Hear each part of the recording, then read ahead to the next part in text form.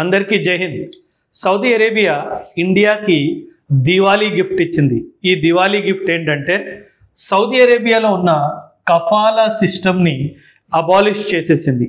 ఈ కఫాలా సిస్టమ్ చాలా important system. ఎందుకంటే సౌదీ అరేబియాలో ఎవరైతే మైగ్రెంట్ వర్కర్స్ వెళ్తారో వాళ్ళ వర్కింగ్ కండిషన్స్ ఎలా ఉండాలి, వాళ్ళ ఎంప్లాయ్మెంట్తో రిలేషన్షిప్ ఎలా ఉండాలి, వాళ్ళకి లీగల్ ప్రొటెక్షన్ ఎలా ఇవ్వాలి, ఇవన్నీ విషయాలు కఫాలా సిస్టమ్ ద్వారానే నిర్ధారపడేవి. ఇప్పుడు ఈ కఫాలా సిస్టమ్ని అబాలిష్ చేసేసారు. అంటే ఏంటి? చాలా ఇంపార్టెంట్ డిసిజన్ ఇది. ఇన్ఫ్యాక్ట్ మన హిస్టారియన్స్ ఈ కఫాలా సిస్టమ్ని ఏదైతే సౌదీ అరేబియా ఎలిమినేట్ చేసిందో దీన్ని ఒక లీగల్ రిఫార్మ్ లాగే కాదు, దీన్ని ఒక లిబరేషన్ మూమెంట్ లా కూడా చూస్తున్నారు. ఎందుకు ఇది ఒక లిబరేషన్ మూమెంట్ అంటే మోడర్న్ డేలో ఒక స్లేవరీ లాంటి ఇదొక చట్టం అనమాట.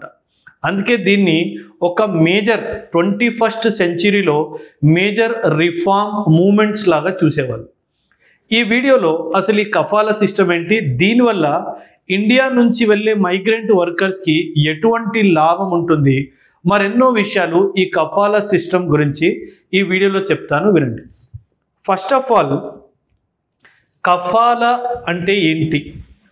ఈ కఫాలా పదం దీని మీనింగ్ స్పాన్సర్షిప్ అన్నమాట.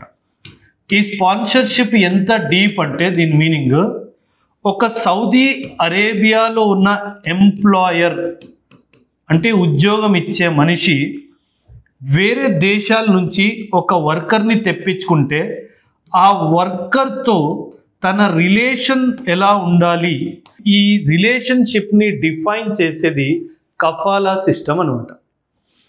ఈ వర్కర్ అక్కడికి ఎంప్లాయర్కి రిపోర్ట్ చేసిన వెంటనే తన పాస్పోర్ట్ జప్తు అయిపోతుంది.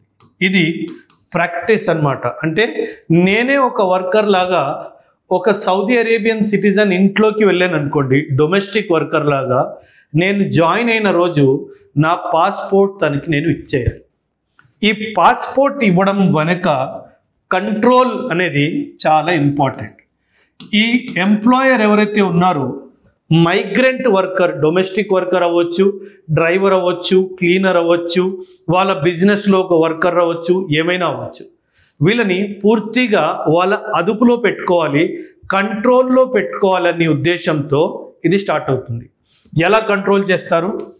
తనకు జాబ్ చేంజ్ చేసుకునే అవకాశం ఉండదు. నాకు ఒక ఎంప్లాయర్ నచ్చలేదు, నేను పక్కింటికి వెళ్ళి ఉద్యోగం అడగడానికి వీల్లేదు, ఎందుకంటే నా స్పాన్సర్ నా ఎగ్జిస్టింగ్ ఓనర్ అనమాట. అండ్ రెండవది, నేను రిటర్న్ నా దేశానికి ఎప్పుడు తిరిగి రావాలి ఇది కూడా నా ఎంప్లాయరే డిసైడ్ చేస్తాడు. అండ్ మూడవది చాలా ఇంపార్టెంట్, నేను ఎటువంటి లీగల్ రికోర్స్ తీసుకోవాలి అంటే ఏదైనా నా హక్కులు ఏవైనా నా స్పాన్సర్ నాకు ఇవ్వట్లేదు అంటే నేను పోలీస్ స్టేషన్కి వెళ్ళడానికి కూడా నాకు అనుమతి ఉండదన్నమాట. సో ఇలా ప్రతి ఒక్క డైమెన్షన్లో నన్ను కంట్రోల్ చేసేవాళ్ళు ఆ కఫాలా సిస్టంలో. In fact returning to the mother country, నాకు ఇంట్లో ఎవరో చనిపోయారు, నాకు డెత్ ఉంది ఇంట్లో, నేను అర్జెంటుగా వెళ్ళాలి అన్నా సరే తను పర్మిషన్ ఇస్తేనే రావాలి. అంటే దీన్ని మనం మోడర్న్ డేలో ఒక బాండెడ్ స్లేవరీ లాగా చూడొచ్చు అన్నమాట. ఈ బాండెడ్ స్లేవరీ సిస్టమ్ పేరే kafala system. Gulf Cooperation Council countries actually ఏం జరిగిందంటే 1950sలో, దీని వెనుక హిస్టరీ చెప్తాను వినండి. 1950sలో ఈ గల్ఫ్ కంట్రీస్లో ఆయిల్ని కనుక్కోవడం స్టార్ట్ అయింది. ఈ ఆయిల్ కనుక్కున్న తర్వాత వాళ్ళకి చీప్ లేబర్ అవసరం అనిపించింది. సో ఈ చీప్ లేబర్ని వాళ్ళ దేశానికి పిలుచుకోవడానికి వీళ్ళు ఒక సిస్టమ్ పెట్టుకున్నారు. ఎక్కడైతే complete control on that migrant labour మన దగ్గరే ఉండాలి అని ఇలా గల్ఫ్ కంట్రీస్ తెచ్చింది 1950sలో ఈ కఫాలా సిస్టమ్. నా ఇప్పుడు మీరు అనొచ్చు సౌదీ అరేబియా ఎందుకు ఈ టైంలో ఈ కఫాలా సిస్టమ్ని ఎందుకు అబాలిష్ చేసింది? గ్లోబల్ స్టేజ్లో ఈ కఫాలా సిస్టమ్ వల్ల సౌదీ అరేబియా మరి వేరే కంట్రీస్ ఎవరైతే దీన్ని ఫాలో చేస్తున్నారో వీళ్ళకి చాలా ఇమేజ్ నష్టం జరిగింది. అందుకే చాలా అడ్వాన్స్డ్ కంట్రీస్ నుంచి ఎవరు ఈ కంట్రీస్కి వెళ్ళే వాళ్ళు కాదు. ఈ సౌదీ అరేబియన్ ప్రిన్స్కి ఇప్పుడు ఏమర్థమైందంటే, నేను ఫ్యూచర్లో ఒక మెగా దేశం లాగా, ఒక డెవలప్డ్ స్టేట్ లాగా నేను ఎదగాలి అంటే నేను ఎంతో కొంత లిబరల్ సిస్టమ్స్ని తీసుకొని రావాలి. ఈ లిబరల్ సిస్టమ్స్ వస్తేనే acceptance as a proper liberal country వస్తుంది. దానివల్ల ఇన్వెస్ట్మెంట్ వస్తుంది, దానివల్ల ట్రేడ్ అవుతుంది, దానివల్ల డబ్బులు వస్తాయి. ఈ 3 అంశాల్ని దృష్టిలో పెట్టుకొని ఈ కఫాలా సిస్టమ్ని అబాలిష్ చేయడం జరిగింది. ఈ కఫాలా సిస్టమ్ని అబాలిష్ చేయాలని చెప్పి ఎన్నో దశాబ్దాలుగా ఇండియా, బంగ్లాదేశ్, ఫిలిప్పీన్స్ లాంటి దేశాలు సౌదీ అరేబియాని ఎప్పటి నుంచో చెప్తున్నాయి. ఇన్ఫ్యాక్ట్ మనం సౌదీ అరేబియా ఒక్క దేశం చూసుకుంటే మాత్రం సౌదీ అరేబియా ఈ కఫాలా సిస్టంలో దాదాపు 13.4 మిలియన్ వర్కర్స్ ఉన్నారు. సౌదీ అరేబియా ఒక్క దేశంలో 13.4 మిలియన్ అంటే దాదాపు 1.34 crores మైగ్రెంట్ వర్కర్స్ కఫాలా సిస్టంలో సౌదీ అరేబియాలో ఉన్నారు. ఇప్పుడు ఈ 1.34 crores ఒక ఎస్టిమేట్ ప్రకారం 42% ఆఫ్ సౌదీ అరేబియా పాపులేషన్. అంటే ఇప్పుడు ప్రస్తుతం సౌదీ అరేబియా పాపులేషన్లో 42% ఇలా మైగ్రెంట్ వర్కర్స్ వెళ్ళిన వాళ్ళే.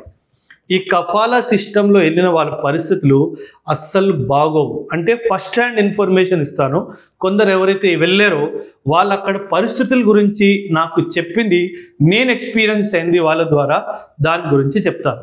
ఫస్ట్, వర్కింగ్ అవర్స్ చాలా ఘోరంగా ఉండేవి. ఒక్కొక్కసారి 18 నుంచి 20 గంటల వర్కింగ్ అవర్స్ ఉండేవి. అండ్ అక్కడ ఫుడ్, వాళ్ళు పెట్టే ఫుడ్ చాలా బేసిక్ మీల్స్. అంటే దాన్ని తిని బ్రతకడం కన్నా మన దేశానికి వచ్చేసి ఇక్కడ ఏదో కూలి పని చేసుకొని బతకడం మేలు. అలాంటి ఫుడ్ పెట్టేవారు. ఏమీ లేకుండా అందులో ఎటువంటి న్యూట్రిషియస్ వాల్యూ లేని ఫుడ్ పెట్టేవారు. లివింగ్ కండిషన్స్ కూడా